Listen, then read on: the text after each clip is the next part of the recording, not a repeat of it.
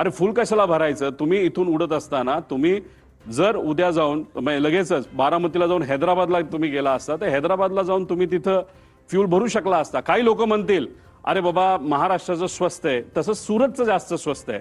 पण मग आता 3-3.5 हजार लिटर जर त्याच्यामध्ये फ्यूल बसत असेल तर त्याला 10 रुपयाचा फरक काढला तर 30-35 हजाराचा फरक पडतो, मोठा फरक होत नाही. त्यामुळे एवढं फ्यूल पंखात पण आणि आत पण असं आमचं मत आहे की हे एवढं घेऊन बारामतीच्या दिशेने जाण्याचं कारण काय. आणि जे मी पायलटच्या बाबतीत बोललो होतो की मुद्दामूनच कदाचित त्याचा वापर करून, पायलटचा वापर करून हा घातपात झाला असावा आणि त्या घातपातामध्ये फ्यूल जास्त असलं की मोठा स्फोट होईल हे कुठेतरी शंका लोकांच्या मनामध्ये, आमच्या मनामध्ये ती कुठेतरी खरी ठरताना आपण सर्वजण बघू शकतो. हा तसा या ईमेल प्रमाणे फ्लाईट प्लॅन आहे.